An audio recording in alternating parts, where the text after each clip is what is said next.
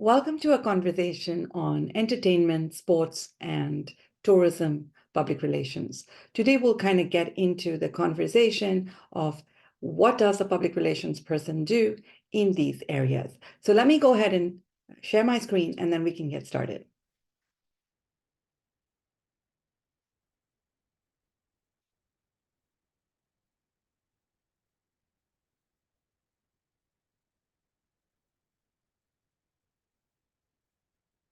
All right. So public relations is absolutely necessary in entertainment, in sports, and in tourism.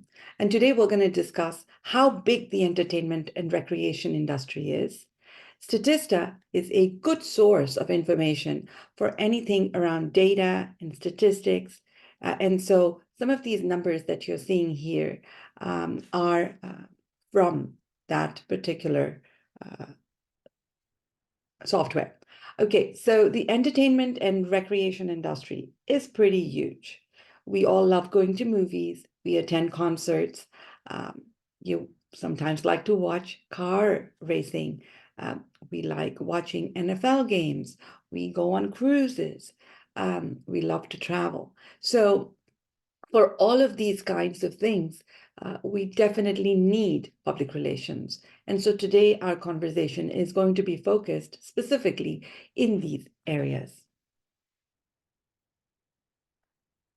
So over the years, we are starting to see that the entertainment and media market has been growing, right? So we can see it here from 2018 all the way up to 2027. And we're seeing how slowly the value of the market worldwide has been growing. What that tells us is there is most certainly a need for public relations professionals in these areas. As the market grows, so will the jobs, and so will the importance of public relations jobs, as well as professionals who understand how to market these industries. Okay, so let's start with the cult of the celebrity. We all love to follow celebrities. We want to know what they're up to. We don't really want to talk about it, but the truth is that we are excited and curious to know about their lives and what they do. And so there clearly is a cult of celebrity. So when we talk about celebrity, the way we define a celebrity is just anyone who's a well-known personality in science, in politics, or in entertainment. And so when we talk about celebrity in context of public relations, we're just talking about anyone who's famous and who needs somebody in the public relations field to help them maintain, sustain their celebrity status. Okay, so of course, not all celebrities are like famous for a good reason, right? We know that some celebrities can be pretty notorious. So if you've recognized this photo of Anna Nicole Smith, the lady in the black dress, she was a big, almost overnight celebrity. And then, I don't know if you know, but like she married somebody who was in their 90s.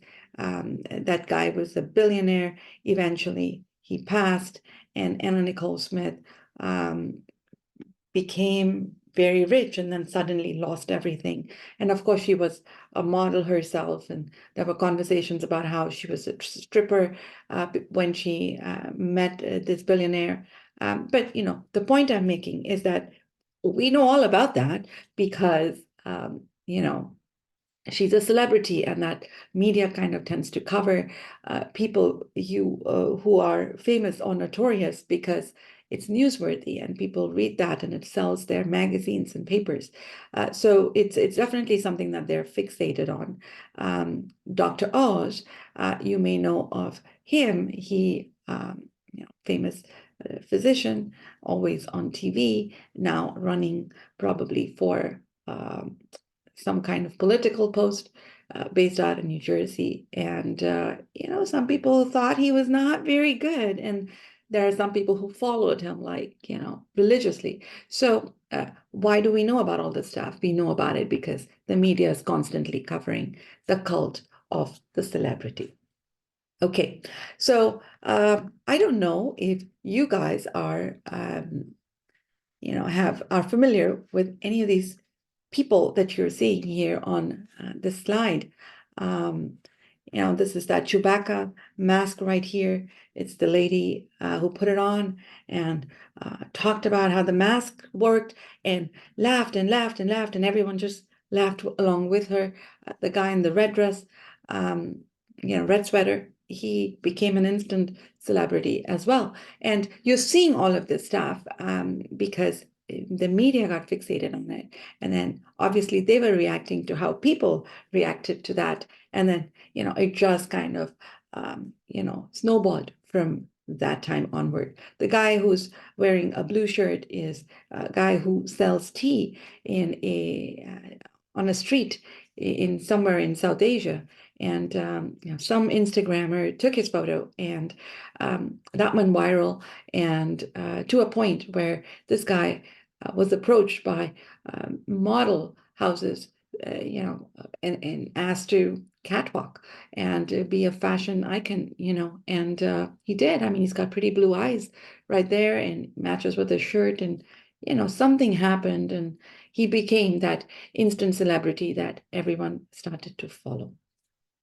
Okay, what I'm going to do is there are a couple of these videos which I will post in the description of this video, and you can just have a look at it. But this is the guy. This is Kenneth Bull, and he was, he was part of one of those in the audience of a debate, and the entire conversation was why he wore a red shirt, and just everyone talked about it. It was kind of crazy. And this is the CHEWBACCA mask lady, and I will post this video link as well for you to have a look and laugh along. But put on a hat of an influencer, of a PR person, to see what happened. Why was there this crazy following, and how did she become that instant celebrity? Okay, so let's continue on, and I want to share what makes something newsworthy when it comes to celebrities. The death of a celebrity. When a child is born in the life of a child is introduced into the life of a celebrity, all of those things are newsworthy. And if you ever happen to be in a job where you need to promote a celebrity, that you're repping that celebrity, know about the things that get people excited about their lives, right? So you're seeing in this particular slide when Nelson Mandela, I hope everyone knows about him. When he passed, well, actually, media covered his life, but definitely media covered his death. When Jackson passed away, when Prince passed away, all of those things were a big deal. That's all you saw on media. That's all the stories about this person were being shared. And it's because it's newsworthy, the media will pick it up. When Catherine and Prince William, when they had their first child, of course, they've had two after that, and we've been covering all of that. I don't know if recently Catherine was in the hospital for a surgery. The king, well, in this photo you're seeing, you have the queen. Of course, the queen and the king king and queen passed away. Our current king has cancer. And well, again, why do we know this thing? We know them because media covers them with fervor, and we take in all that information as well. Okay, so what we need to know, right? Put on a hat of a PR person. Know that people are fascinated by celebrities, right? Their lives and what they've been doing. And, there are these People magazines and all sorts of these TMZ, people watch them, right? And, you might pick up one, not talk about it, shove it somewhere, but then you're going to go watch it. You're going to read it. And you do that because, you're just curious of how all these rich and famous people live. A, we need role models, B, we need gossip, right? So this is what people do. This is a human thing, and we need to understand the psychology of that person who is your reader, who is your viewer, and create content as PR professionals for celebrities, for the, for because that's what gets consumed. It's the same thing with sports stars. We want to know what they're up to and what they're doing and how they work out and what they eat and all of that stuff. Okay. Um, Social media has become super important in this process. Okay, so you probably find a lot of these faces familiar, and you've been following them either online or through media reports, right? So a lot of these guys have their own social media following. I recently chatted with one of my past students who works in celebrity management, and he said some of these guys, they manage their own Instagram, their own social media, their own TikTok. I always thought it was just, their PR people doing it, but perhaps, there is a collaboration between the PR folks and the celebrity himself or herself, or themselves, who, they work together and they create content and then they post. So a lot of these guys that you're seeing here have a huge social media following. You just have to go on Instagram and look up their name, and anything with a blue check mark is likely more them, and it would say official account, and you can just have a look at the kind of work that they're doing, what they're posting, the brands that they're representing, and the image that they want to portray on social media and for all their fans. And you'd see that they're always, always addressing their fans. Okay, so let's say you decide to be a PR person for a celebrity. Your official title would be publicist. Okay, so your job as a publicist is to get your celebrity coverage that they're looking for. So they want a TMZ and People Magazine or Vanity Fair to cover them and their lives and their stories in the way that they'd like you to cover them. Okay, so if you are working for a person like this, obviously you would need a public relations degree, or years of experience doing publicity work, right? And what would you be working on? You'd be creating their biographies. So any new thing that they did, for example, Leonardo DiCaprio, he does a lot of environmental stuff. I mean, he's notorious for other things, but he wants to be known for environmental stuff, about sustainability, about giving back. And he's always posting things about that if you look at his social media. So if you're writing a biography for someone like that who wants to be known, yes, for their acting career and their achievements, but also for being a good person and, building goodwill through environmental things, then, you want to make sure that you add that information into their biography, right? They obviously want that. And then if they have a new movie coming up, or, they have some new photo shoot where they have these brilliant photos, like they want all of that to be shared out.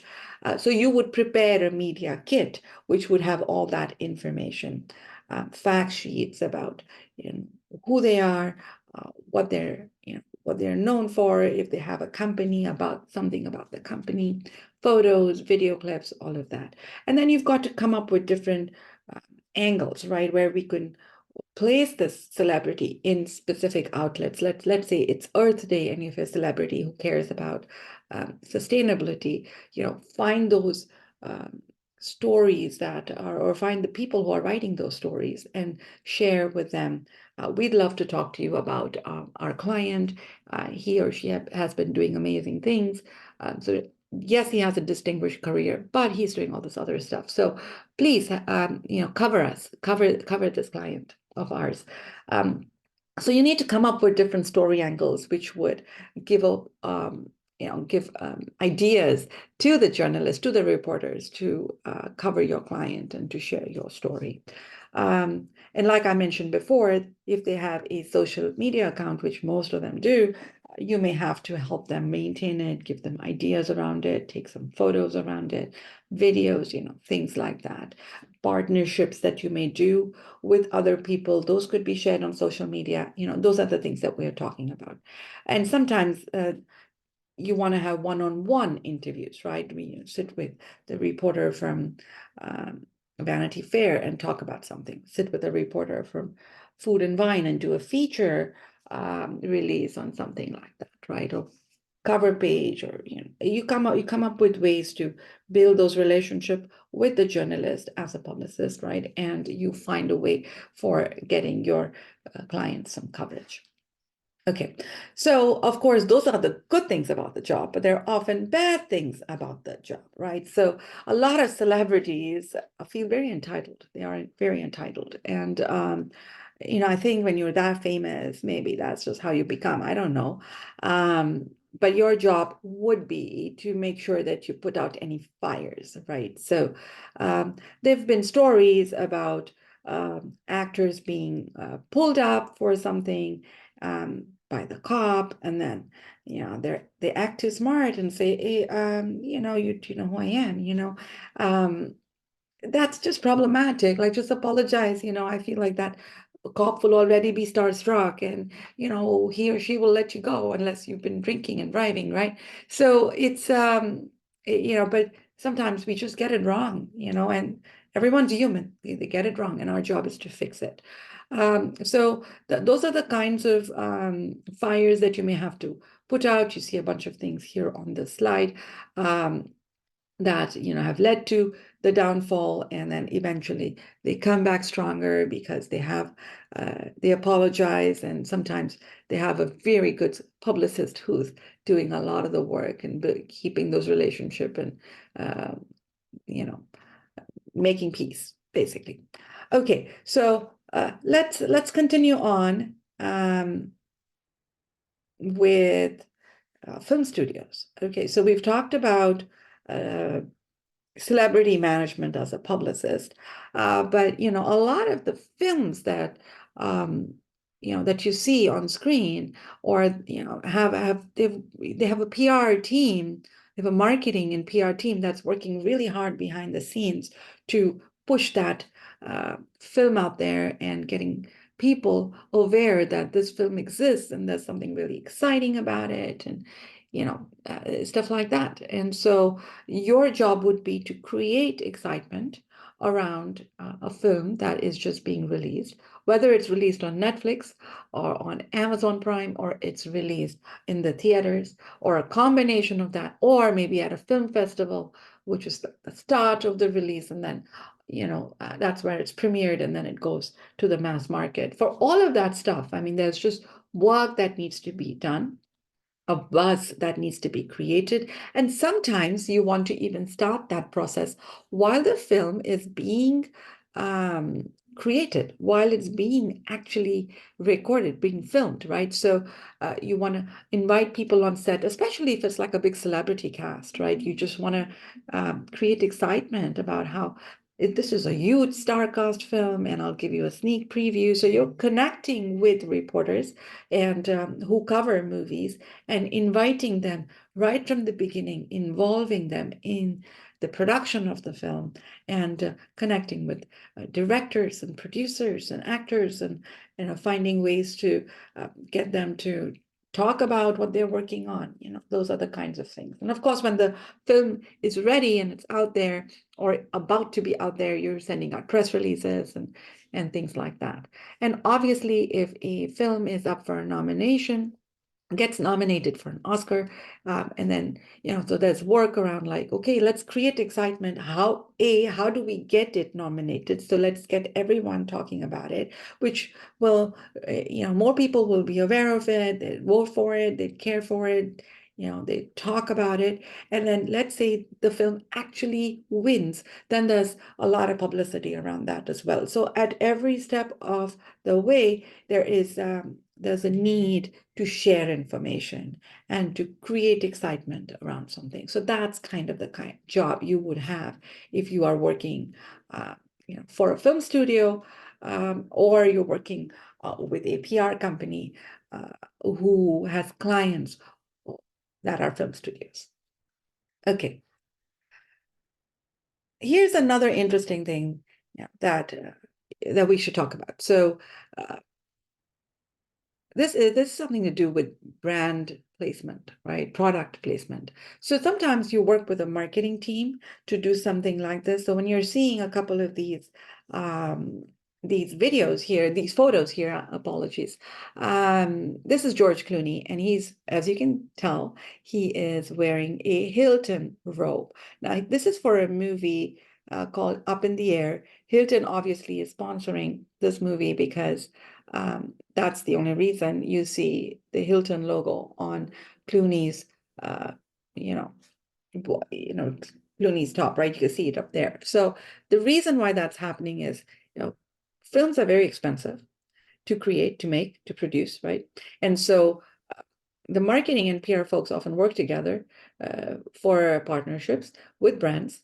And all you tell them is, we're going to place your product in our movie. And we're not going to refer to it, but obviously people who are watching the movie are seeing it. And so that's kind of the idea behind it. And you see there's the Dodge Caravan in the other photo as well. So that's kind of interesting to see how, if you like doing that kind of work, if you like doing partnership work, this is a larger marketing branding proposition here, but PR folks often work with the marketing folks to make something like this happen. Okay, and I'm going to switch gears now and move away from entertainment PR and talk about celebrity PR, right? And then talk about sports PR. Okay, so sports is a really big business. Whether you're playing or you are behind the scenes, it's a big business. Okay, so let's talk a little bit about the business of sports. So people love watching sports. It is something that is most watched on television. And of course, we all love NFL with all the fun stuff that happens and halftime and performances and Super Bowl and all of that, which is fantastic. I mean, Super Bowl ads are also really popular. Um, so it's generally a very big business, right? Most people like to watch baseball, but really NFL is the one that gets most hype. There is a lot of PR effort that goes into sports. Okay, you've got to get people excited about the players. You've got to get people excited to come to the game and buy tickets and buy merch. And you definitely want sponsors, more and more sponsors, right? Which the marketing team would work on. So again, as a PR person, you are very closely working with other teams who are focused on these promotion efforts, right? But your job would be to promote the players and promote ticket sales and merch. Okay, so let's talk a little bit more about that. So this is a photo from a recent game that I went to at the SoFi Stadium here in Los Angeles. And, you know, I, I was gifted these tickets, and we actually spent time in the social club, which was just behind the bunkers that you see here, very close to the game and the players, and you could see the players very closely.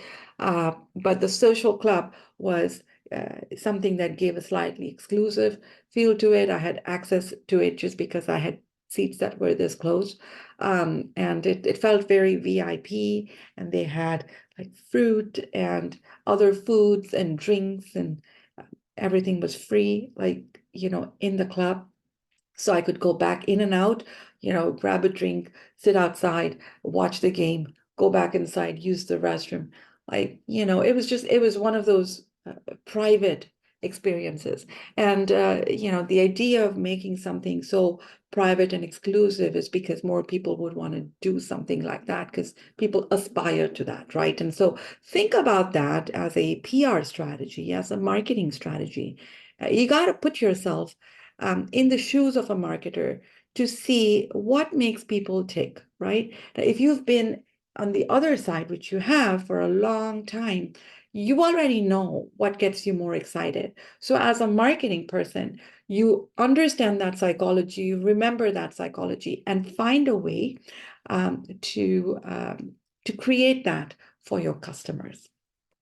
And as you can see from a stadium like this, if you've not been to a game before, there's a lot of drama that you see. There's a lot of sound, a lot of visual elements, but they're getting people doing crazy things on camera, or just getting all excited on camera, and they're panning, right? And they're seeing all these interesting things. There are lots of ads that are going on all the time. And so that is the business of entertainment and sports. And as marketers, that's something that we just learn to excel at so that we can give that experience to people who are out there watching the game. And they're impressionable, they're excited, they're interested. And so we hit them right there. So as PR people, you've got to find ways to make people feel special. And that's what we learn to do. Okay, so if you are working in, I'll leave it right here. Okay, so if you are working in sports PR, by the way, it's hard to get into a sports PR job if you've not had an internship in that area. So try to find internships. This is a great time when you're a student that doors are open. You can intern and you can learn about that field, and you know what you like about it, and you also know what you don't like about it, right? You may feel like this is totally for me, and then after the internship, you may feel like, oh my God, it was totally not for me, right? And that's okay. All experience is good experience. So when you are a PR professional and sports PR, you're using the same skills that you've learned from another area. It could be entertainment, could be corporate, right? But you're using the same things that you've learned in terms of putting together bios, in terms of creating media kits, in terms of finding ways for the media to interview your client, right? You're booking shows, right? You see Wheel of Fortune under NFL, you see some players who are from NFL showing up at the show and maybe talking about something more valuable, something more social good, connected, finding ways to build goodwill for themselves and for their teams. Of course, when they win something, they are invited to shows as well, and they can talk about their team and how the team spirit is so great, and we have a great team, and we're all of that stuff. Because you have to constantly find ways for this team to be out there, for people to remember them and stay top of mind, right? You're also building relationships with reporters so that whenever you're doing something interesting, that they'd be willing to cover anything that is newsworthy. Okay, bad, crazy things happen as well, and we see all these stories. But NFL player is now in jail. NFL player driving drunk. Um, you know, MLB player all caught up with wife battering. I mean, you hear all these things, and some of it could be true, some of it is not true, but your job is to deal with the problem. And unless something ridiculously horrible has happened, there is a way to redeem, the client. And so finding ways to do that. Of course, you've got to maintain the website, got to maintain the social media platform, all the handles, that this person has, it's mostly the public life of the celebrity that matters. And so, you've got to make sure that all of that is all good. Okay, so that is the business of sports. Okay. Also something to remember, and over the years, I feel like this has become a very important aspect, and that is social good, community relations. So you will see a lot of players hanging out with at-risk students. Um, you would see them on TV with just kids from the local community. Um, there might be, people working with children with social causes. So this is something that a public relation person does, finds opportunities that somewhat connect with society and with the person that they're repping, right? I mean, if uh, if your sports celebrity star is not at all interested in children, then yeah, not a good idea to put them together. But if they have maybe kids of their own, or they're just they're good with kids, then you say, okay, we can do this. We can bring them together, and you can share your experiences and play ball with the kids, or just do something fun, because kids are always looking for a role model, and you would hope that when they see you play with them, that they're inspired. Okay, so community relations is a very important aspect of public relations, especially when it comes to sports and sports PR. You want people to come to your games. You want people to love some of your celebrity stars. And you've worked really hard to create a really great positive brand image for your celebrity. Okay. Um, LA Clippers, as you see here, this is from their website. Um, the organization, the LA Clipper has a separate organization, which is what we call a foundation. It's a nonprofit, and it's about donating money and collecting money and then helping kids in LA. So this is their foundation. And again, a lot of this stuff is done to build goodwill for the team so that the team has a following, so that people would buy their merch, so that people would love their players, so that people would watch the game. Okay, so this is something that we see a lot, and we're seeing more and more. All of the big teams, they all do, they either have foundations or they do amazing work, and we follow them and we love them. Just the way a lot of us buy, those what's it called? The shoes.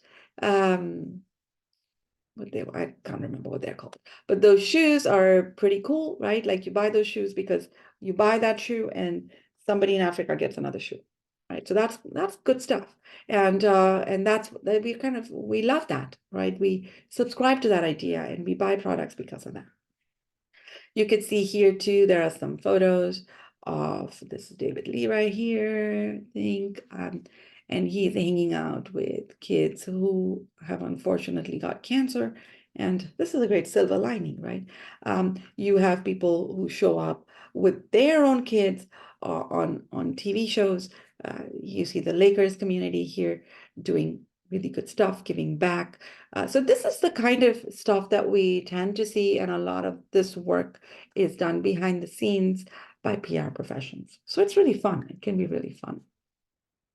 Okay, let's move on to the last one here, which is tourism. Okay, and we have a couple more slides and then we're done here. So this is my favorite kind of public relations when I talk about entertainment and tourism, travel PR. If you like to travel, um, and this is a great opportunity, getting people excited about a specific country or a location. So one of my first PR assignments when I was working in the field was promoting Canada and the country, yes, the country, Canada. And it was just like interesting because that was my first client, and I didn't even understand how a country needed public relations.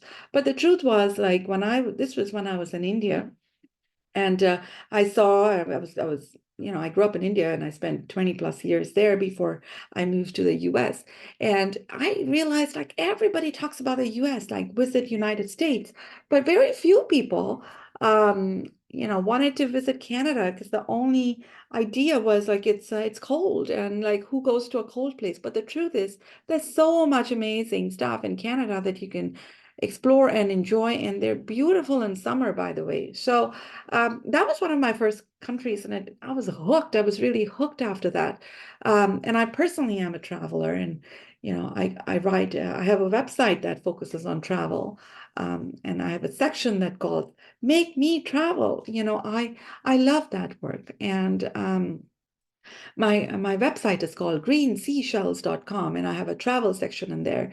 And it's like I'm a mini influencer who likes to just kind of share information about family friendly travel, where you can travel with kids, or how to travel on a budget, and visiting a beautiful country, and eating a healthy vegetarian food, and how to find it. I like talking about stuff like that. And as somebody who's doing travel PR, that would be your job, getting people excited about a specific location, right? So if I were to talk about Hershey, Pennsylvania, which I just got back from there, I would say, oh, there's Hershey Chocolate Factory, which is amazing. You can actually try out all the Kit Kat flavors of the world. You can try out all the Jolly Ranchers, and you can like buy a chocolatey candle. So that's one thing you can do, but you can also learn about the history of the founder of Hershey, Milton Hershey, and his story, and it's so inspiring. And he even has a school, and you can go check out the school, and that's Hershey Park, and you can do all these rides. So I'm actually telling you a story about Hershey, the city that